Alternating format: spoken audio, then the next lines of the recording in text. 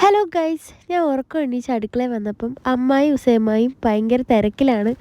അവർ കാര്യമായിട്ട് എന്തൊക്കെയോ സെറ്റാക്കുകയാണ്. എന്തോത്തിനാന്ന് ചോദിച്ചപ്പം വെജിറ്റബിൾ ബിരിയാണി വെക്കാനാന്ന് പറഞ്ഞു.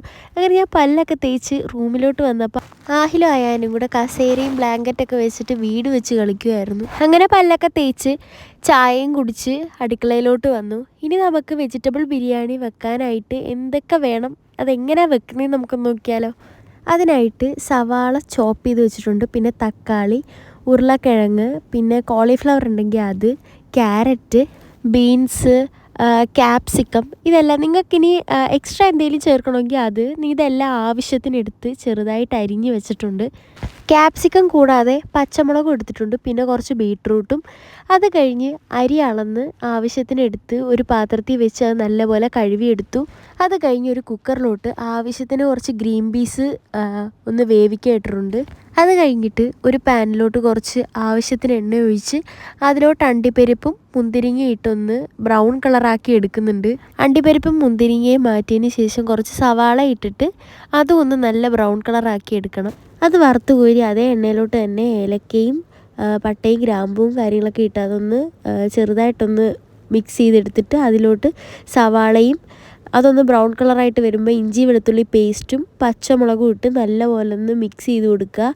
അത് കഴിഞ്ഞ് നമ്മൾ നേരത്തെ അരിഞ്ഞു വെച്ചിരുന്ന ക്യാരറ്റും കിഴങ്ങും കൂടി ഇട്ട് ഒന്ന് നല്ലപോലെ ഒന്ന് മിക്സ് ചെയ്ത് കൊടുക്കുക.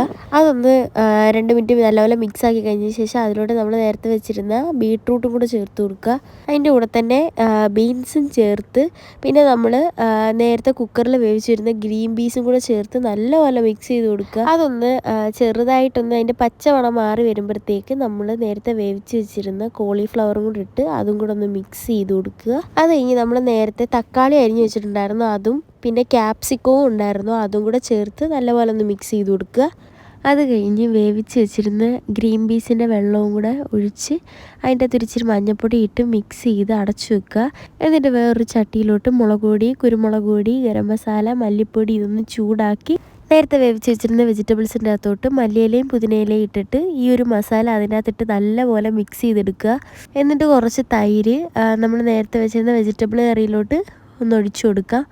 അത് കഴിഞ്ഞ് അരിക്ക് ആവശ്യത്തിനുള്ള വെള്ളവും അളന്നൊഴിച്ച് അതിൻ്റെ അകത്തോട്ട് ഏലക്കയും പട്ടയും ഗ്രാമ്പും ഇട്ട് കുറച്ച് ഉപ്പ് കൂടി ഇട്ടിട്ടുണ്ട്. പിന്നെ ഈ ഒരു വെള്ളത്തിൻ്റെ അകത്ത് കുറച്ച് നെയ്യും കൂടെ ഒഴിക്കണം കേട്ടോ, അത് പറയാൻ മറന്നുപോയി. അത് കഴിഞ്ഞിട്ട് അതിൻ്റെ അകത്തോട്ട് കുറച്ച് ജീരകവും ഇട്ട് അതൊന്ന് ചെറുതായിട്ട് തിളച്ച് വരുമ്പോഴത്തേക്ക് അതിലോട്ട് അരി ഇട്ട് കൊടുക്കുക. അതവിടെ റെഡി ആവട്ടെ. ഇനി നമുക്ക് ചോറിൻ്റെ കൂടെ കഴിക്കാനുള്ള സലാഡൊക്കെ റെഡിയാക്കി വെക്കാം. സലാഡ്, പപ്പടം ഇതെല്ലാം റെഡിയാക്കി വെച്ചു. അങ്ങനെ നമ്മുടെ ചോറ് ഇവിടെ റെഡി ആയിട്ടുണ്ട്. അര വേവിലാണ് നമ്മൾ എടുത്തത്. ഇനി നമുക്ക് ദമ്മിടാം. അരി വേവിച്ച പാത്രത്തിൽ തന്നെ കുറച്ച് നെയ്യ് ഒഴിച്ച് നമ്മൾ മാറ്റി വെച്ചിട്ട് നമ്മുടെ വെജിറ്റബിൾ കറി അടിയിൽ ഒഴിച്ച് നല്ലപോലെ ഒന്ന് നിരത്തി വെച്ചിട്ട് അതിൻ്റെ മണ്ടയിലോട്ട് കുറച്ച് പുതിനയില ഇട്ടു. അത് കഴിഞ്ഞ് അതിൻ്റെ മണ്ടയിലോട്ടായിട്ട് കുറച്ചായിട്ട് ചോറ് നിരത്തി നമുക്കിടാം. എന്നിട്ട് അതിലോട്ട് സ്പൂണ് വെച്ചിട്ട് ചെറിയ ഹോൾ ഉണ്ടാക്കി അതിൻ്റെ അകത്തോട്ട് കുറച്ച് നെയ്യ് നമ്മൾ ഒഴിക്കുന്നുണ്ട്. എന്നിട്ട് അതിൻ്റെ മുകളിൽ പുതിനയിലയും മല്ലിയിലയും ഇടുന്നുണ്ട്. പിന്നെ നമ്മൾ ആദ്യം വറുത്ത് കോരി വെച്ചിരുന്ന അണ്ടിപ്പരിപ്പും മുന്തിരിങ്ങയും സവാളയും കൂടെ മണ്ടയിലിട്ട് അതിൻ്റെ മണ്ടയിലോട്ട് പാലിൻ്റെ അകത്ത് മഞ്ഞൾപ്പൊടി ഇട്ടൊന്ന് ചെറുതായിട്ട് കലക്കി അതിൻ്റെ മണ്ടയിലോട്ട് ഒഴിച്ച് എന്നിട്ട് നമ്മളിത് അടച്ചു വെച്ചു.